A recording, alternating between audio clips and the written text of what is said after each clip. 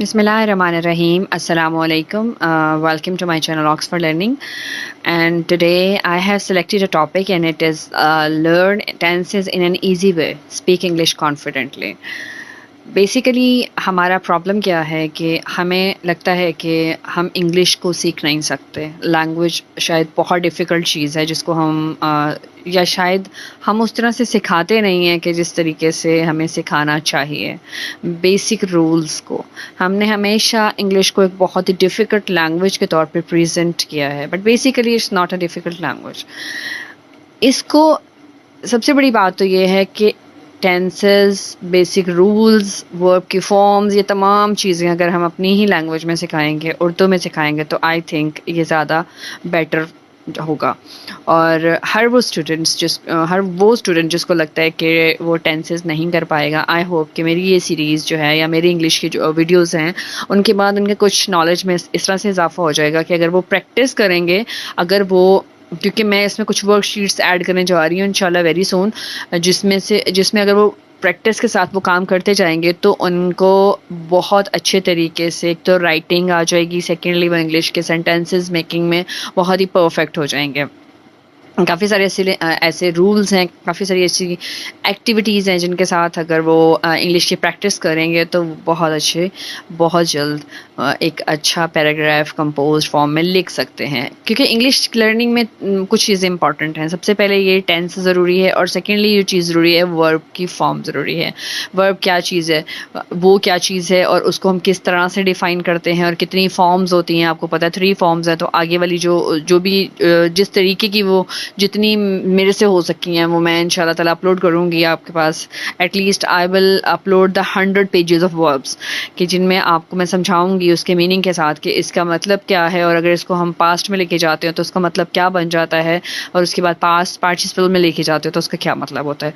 तो मैं एक इनोवेटिव टाइप की एक चीज़, और दूसरा ये कि आपके लिए बड़ी इन्फॉर्मेटिव होगी और बेनिफिशियल भी होगी अगर आप इसको बहुत गौर से देखते हैं और शेयर करते हैं। तो आई होप कि हम काफ़ी हद तक जो है वो स्टूडेंट्स की हेल्प कर सकते हैं, बजाय इसके कि हम उनको सिंपली ब्लेम करें कि वो लर्न नहीं कर रहे या हम नहीं पढ़ा रहे। तो मेरी यहाँ पे ये एफ़र्ट है कि बच्चों को जो है वो इंग्लिश इस तरीके से सिखाई जाए कि वो खुद से कुछ कर सकें। मुझे एक कमेंट मिला था, मैंने एक जो है वो कैंगरू लिंग्विस्टिक कॉन्टेस्ट की एक वीडियो अपलोड की थी जिसके ऊपर मैंने पेरेंट्स को थोड़ा सा गाइड करने की कोशिश की थी कि if your kids are participating in such contest तो किस तरीके से आपने अपने बच्चों को तैयार कराना है। तो सबसे पहली चीज़ ये है कि सबसे जो बेसिक चीज़ ये है कि बच्चों को टेंसेस का पता होना चाहिए, और वो टेंसेस कैसे हैं, वो बेसिक चीज़ें किस तरह से वो कर सकते हैं। सेकेंडली ये है कि मैंने कुछ ऐसी एक्टिविटीज़ प्लान की हैं कि जिनके थ्रू आपका बच्चा बहुत अच्छे तरीके से जो है वो उसको अगर पिक्चर को 10 पिक्चर्स हैं या कुछ भी ऐसी चीज़ें हैं जिनको अगर वो सॉल्व कर लेता है तो उसके बाद आई एम 100% श्योर कि वो स्टूडेंट जो है वो किसी भी टेस्ट में न तो कम मार्क्स लेगा बल्कि वो किसी न किसी प्रोमिनेंट पोजीशन को ज़रूर अचीव करेगा। तो लेट्स मूव अहेड। हम सबसे पहले बात करते हैं और बहुत ही आसान लफ्ज़ों में I am just going to explain it. कहीं कहीं मैं इंग्लिश बोल दूंगी because it's just like part of my speech.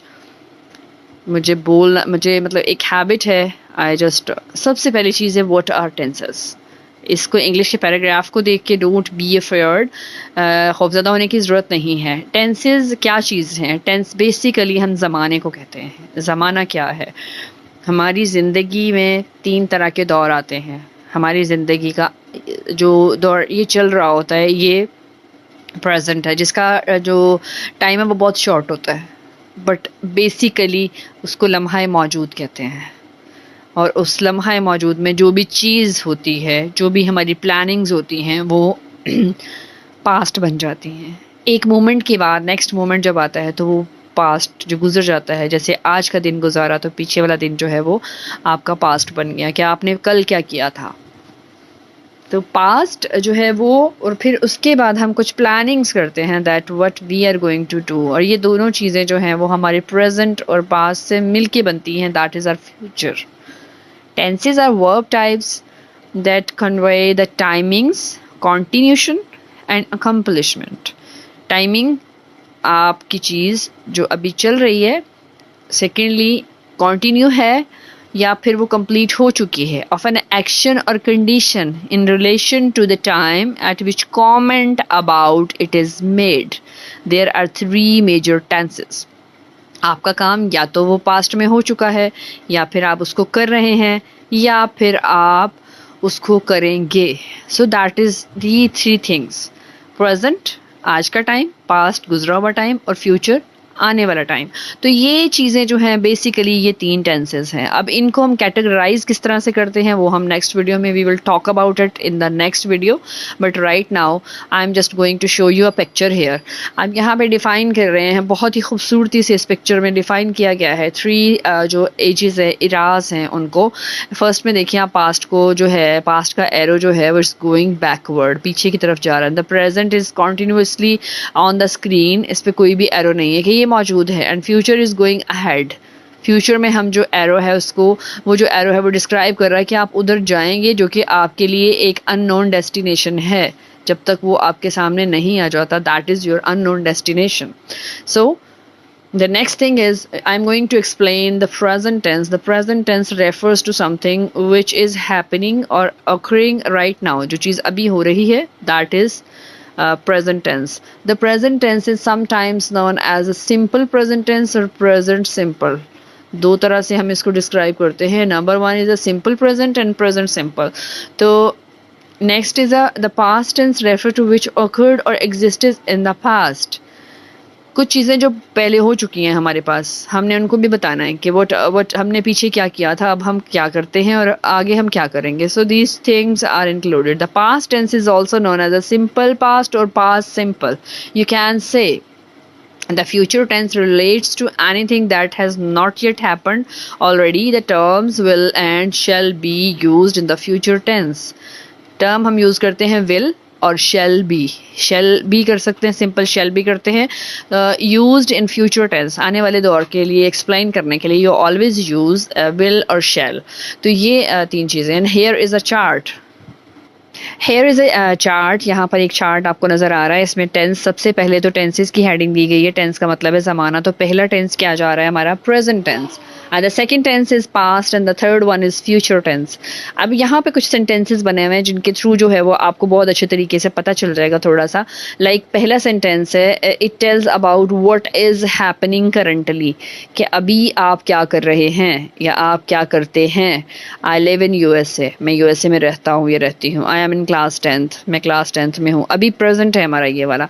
तो when we go to the past tense, what has already happens, जो ऑलरेडी चीज़ें हो चुकी हैं, कि मैं अभी यूएसए में नहीं रहता, मैं रहता था। I lived in USA, I was in class 9th last year, and now and then it's a future tense, what will happen later in future, कि आपके आने वाले वक्त में क्या होगा। आई will live in USA, I'll be in class 11th next year.